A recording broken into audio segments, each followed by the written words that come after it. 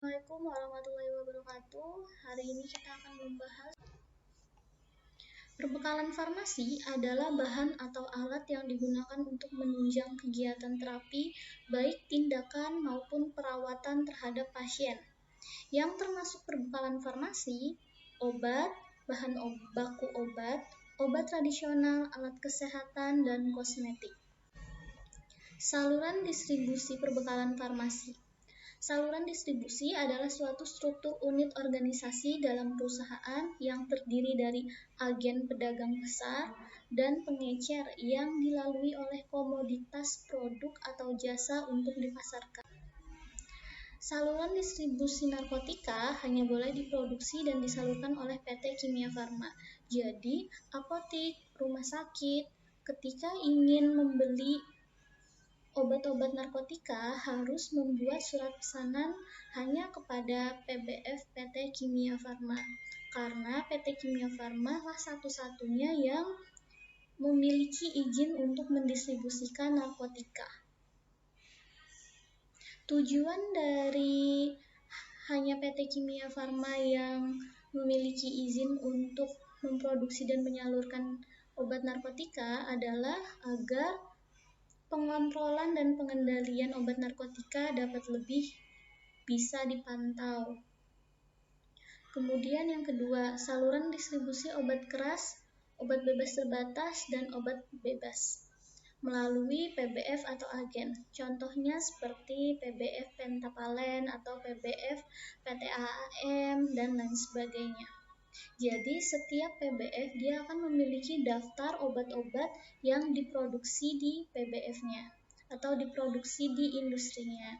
Kemudian yang ketiga, saluran distribusi obat tradisional disalurkan dari industri obat tradisional kepada agen distribusi, kemudian kepada pengecer sebelum sampai ke tangan konsumen.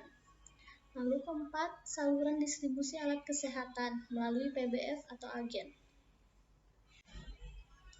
Untuk unit produksi dan distribusi perbekalan farmasi. Unit produksi itu adalah unit yang membuat perbekalan farmasinya, yaitu industri. Jadi misalkan unit produksi obat-obatan, unit industri obat tradisional, atau unit industri alat kesehatan.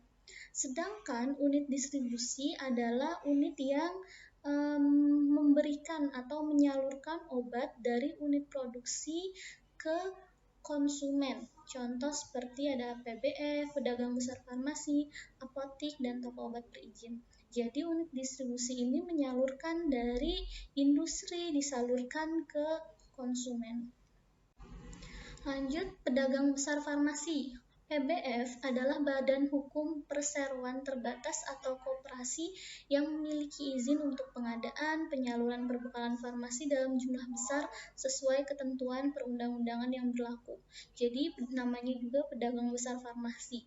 Jadi dia memiliki rata-rata gudang yang sangat besar untuk menyimpan obat-obatan dalam jumlah besar.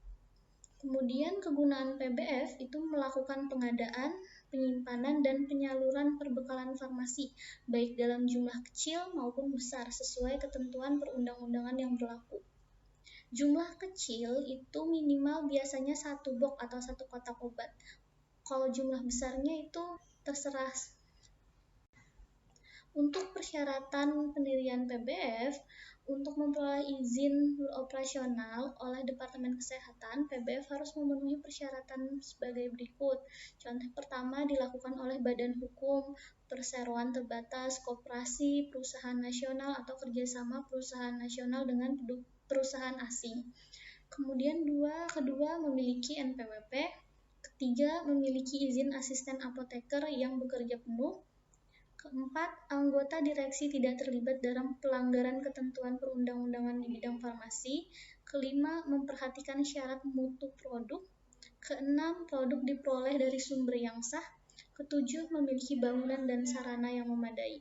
Jadi, gudang PBF itu harus memenuhi persyaratan bangunan dan sarana. Adapun kewajiban PBF mengarsipkan surat pesanan, membuat faktur penerimaan barang dari pusat, membuat faktur pengiriman dan penyerahan barang, membuat kartu persediaan, membuat laporan pendistribusian obat per tata cara penyaluran PBF. PBF dia hanya bisa menyalurkan obat-obat keras kepada PBF lainnya berdasarkan surat pesanan yang ditandatangani oleh penanggung jawab PBF. Apotik berdasarkan surat pesanan yang ditandatangani oleh apoteker pengelola apotik. Rumah sakit berdasarkan surat pesanan yang ditandatangani oleh apoteker kepala instalasi farmasi rumah sakit. Kemudian ada instalasi lain yang diizinkan oleh Menteri Kesehatan. Jadi diingat ya, ketika apotik atau rumah sakit ingin membeli obat, maka apotik atau rumah sakit harus membuat surat pesanan yang di dalamnya adalah daftar obat-obat yang ingin kita beli dan beserta dengan jumlahnya yang harus ditandatangani oleh apoteker pengelola apotik. Kemudian baru surat pesanan itu atau SP itu akan dikirimkan ke PBF dan dari surat pesanan itulah PBF akan mengirimkan kembali obat-obat yang sudah dipesan oleh apotik atau rumah. Sekian tentang distribusi farmasi. Assalamualaikum warahmatullahi wabarakatuh.